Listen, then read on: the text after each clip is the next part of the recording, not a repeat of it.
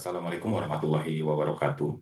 Perkenalkan, nama saya Ahmad Rizal Ivan Budi, salah satu peserta Latsar CPNS 2025 yang diterima di formasi Tadris Biologi STAIN Mandailing Natal.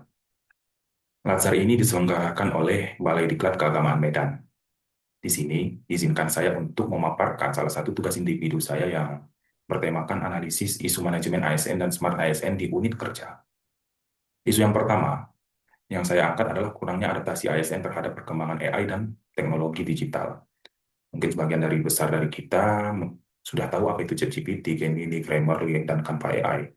Namun tidak menutup kemungkinan masih banyak ASN di lingkungan kampus, termasuk dosen, belum akrab dengan Site AI, Perplexity, kemudian ada Publish and Paris, lalu Blackbox AI, di mana penggunaan ini sangat bermanfaat dalam proses pembelajaran maupun riset yang dilakukan oleh dosen. Menurut survei BKN 2024 menyebutkan bahwa hanya 28% ASN yang memiliki kemampuan digital tingkat menengah hingga tinggi. Berdasarkan observasi yang saya lakukan di lapangan, di mana dosen di STAIN Mandailing Natal itu masih belum menggunakan AI dalam proses tridharma perguruan tinggi. Hal ini juga mungkin disebabkan oleh karena tidak adanya pelatihan resmi atau forum diskusi dosen terkait pemanfaatan AI ini.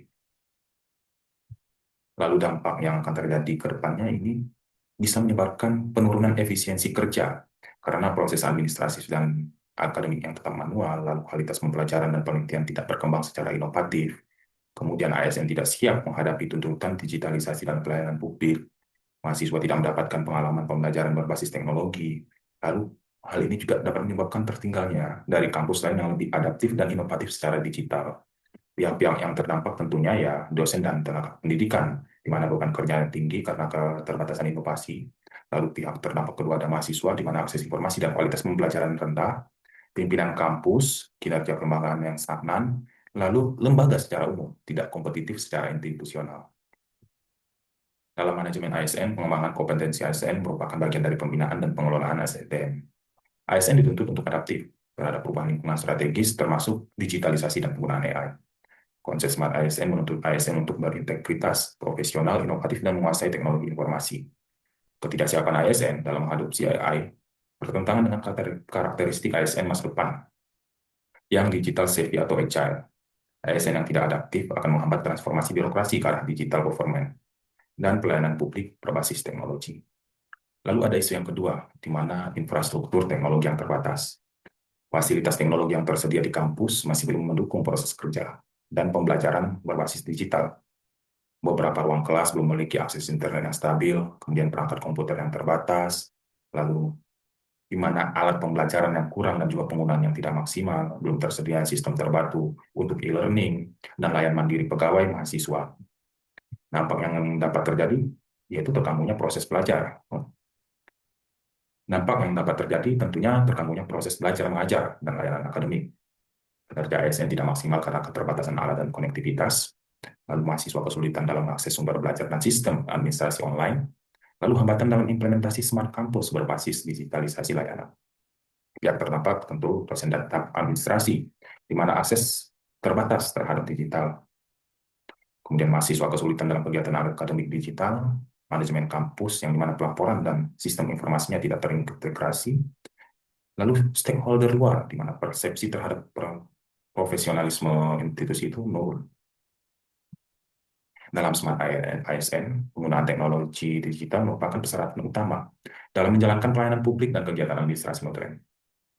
Manajemen ASN modern menekankan pentingnya penyediaan sarana dan prasarana kerja yang memadai untuk mendukung kinerja dan produktivitas pegawai. Infrastruktur yang buruk menurunkan kualitas kerja ASN dan bertolak belakang dengan prinsip efisiensi, efektivitas, dan akuntabilitas dalam manajemen ASN. Hal ini juga menghambat terciptanya ekosistem kerja yang mendukung ASN terus belajar dan berinovasi. Kemudian ada isu yang ketiga, yaitu minimnya program pengembangan kompetensi ASN secara berkelanjutan. Kegiatan pengembangan diri ASN seperti pelatihan kompetensi digital, bahasa Inggris, riset, teknologi pembelajaran, belum dilakukan secara terstruktur. Sebagian ASN belajar secara mandiri, tanpa dukungan instansi. Ini menyebabkan kesenjangan pengetahuan dan lambatnya peningkatan kualitas SDM. STAIN Mandailing Natal belum memiliki pelatihan reguler untuk dosen ASN. Sebagian besar pengembangan kompetensi yang hanya dilakukan ketika ada program nasional, seperti PPG, sertifikasi dosen, atau hibah riset. minimnya program pengembangan kompetensi ASN secara berkelanjutan ini akan berdampak pada ASN tidak dapat berkembang sesuai tuntutan zaman dan tidak memiliki keunggulan yang kompetitif. Lalu kinerja ASN menjadi stagnan bahkan menurun dalam jangka panjang, rendahnya kualitas pelayanan publik dan mutu pendidikan tinggi, motivasi ASN menurun akibat tidak ada dukungan sistematik untuk belajar dan berkembang. Bahkan lembaga mengalami kesenjangan kompetensi antar individu. Pihak yang terdampak tentunya ASN dan dosen tidak memiliki peluang peningkatan diri secara adil. Lalu mahasiswa yang tidak mau mendapatkan pelajaran se-update dan kontekstual. Lalu institusi tidak mampu mencetak SDM unggul dan responsif terhadap perubahan. Tentunya pada akhirnya masyarakat luas, di mana akses terhadap layanan pendidikan berkualitas menjadi rendah. Manajemen ASN secara tegas mewajibkan adanya pembinaan kelanjutan melalui pelatihan, pengembangan karir, dan pengembangan potensi pegawai. ASN adalah aset negara yang harus dikelola secara sistematis, termasuk melalui learning dan development, untuk menciptakan ASN yang responsif dan unggul. Dalam konsep Smart ASN, pengembangan kompetensi menjadi kunci untuk membentuk ASN yang adaptif, berdaya saing, dan kontributif dalam reformasi birokrasi. Ketika pelatihan dan pengembangan tidak dilakukan secara terstruktur, maka orientasi meritokrasi dan profesionalisme ASN itu tidak akan tercapai. Lalu berdasarkan yang ketiga isu tersebut, saya mengangkat isu utama, yaitu kurangnya adaptasi ASN terhadap perkembangan AI dan teknologi digital. Saya menganalisis isu ini dengan teknik Fishbone 4S, yang mana S pertama itu surroundings atau lingkungan. Diidentifikasi bahwa budaya kerja yang masih tradisional dan kurang mendorong inovasi digital. Lalu tidak adanya insentif atau dorongan dari pimpinan untuk penggunaan AI dalam pekerjaan. Kemudian lingkungan kerja belum terbiasa atau terbuka dengan penggunaan teknologi baru. Lalu ada S yang kedua, suppliers, penyedia atau pihak terkait, di mana poinnya adalah belum ada kerjasama antara kampus dengan pihak eksternal, misal penyedia pelatihan AI, startup edukasi digital, dan lain-lain. Lalu tidak ada program dari lembaga layanan pendidikan tinggi atau Kemenak yang fokus pada literasi AI untuk kampus. Kurangnya peran unit teknologi informasi juga sangat disayangkan di sini mendampingi. Lalu kemudian ada kurangnya peran unit teknologi informasi untuk mendampingi pemanfaatan aplikasi AI. Lalu masuk ke S yang ketiga, yaitu sistem dan kebijakan. Tidak ada regulasi internal kampus yang mendorong ASN untuk mengikuti pelatihan digital secara rutin. Belum ada SOP, standar operating procedure, untuk integrasi AI dalam pekerjaan administrasi dan akademik. Lalu sistem manajemen kinerja ASN belum memasukkan indikator pemanfaatan teknologi atau inovasi. Kemudian S yang keempat, skills atau keterampilan dari SDM. Mayoritas ASN belum memiliki literasi digital dan AI memadai. ASN kesulitan membedakan antara penggunaan AI secara etis dan plagiarisme. Kemudian, masih kurangnya pelatihan teknis tentang penggunaan tools AI yang aplikatif. Karena itu ada beberapa gagasan solusi yang bisa saya tawarkan akan permasalahan itu untuk mendorong ASN, terutama dosen, agar lebih adaptif dan terbiasa menggunakan teknologi AI secara etis dan produktif dalam pelaksanaan tridharma dan administrasi. Yang pertama adalah program AI untuk ASN.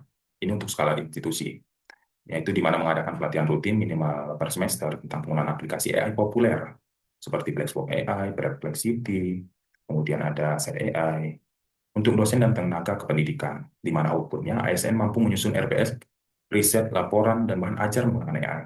Lalu ASN memahami etika penggunaan AI dan plagiarisme. Lalu solusi yang kedua yang dapat saya tawarkan adalah AI sharing forum, baik itu mingguan atau bulanan. Setiap minggu atau bulan ada satu atau dua dosen yang membagikan praktik baik penggunaan AI dalam pekerjaannya di forum informal ataupun daring. Output yang diharapkan adalah tumbuhnya budaya saling belajar dan kolaborasi internal. Kemudian meningkatkan kepercayaan diri ASN dalam mencoba teknologi baru. Lalu solusi yang ketiga, yaitu integrasi AI dalam penilaian kinerja dan rencana kinerja, di mana menyisipkan indikator penggunaan teknologi atau AI dalam penyusunan SKP atau laporan beban kerja dosen. Misalnya, mengembangkan bahan ajar dengan penggunaan AI, menggunakan AI dalam analisis data pelatihan. Output yang diharapkan adalah memberi motivasi nyata agar ASN terdorong menggunakan teknologi, kemudian menjadikan adaptasi digital bagian dari kinerja yang terukur. Lalu ada solusi keempat, yaitu di mana kolaborasi eksternal. Misalkan AI goes to kampus, menggandeng startup teknologi pendidikan atau universitas lain untuk mengadakan webinar atau workshop AI, di mana output yang diharapkan adalah mendapatkan akses ke ilmu mutakhir dari jaringan luar kampus dan meningkatkan branding institusi sebagai kampus yang adaptif dan futuristik. Kira-kira itu pemaparan saya tentang tugas saya analisis isu tersebut. Terima kasih atas kesempatannya. Assalamualaikum warahmatullahi wabarakatuh.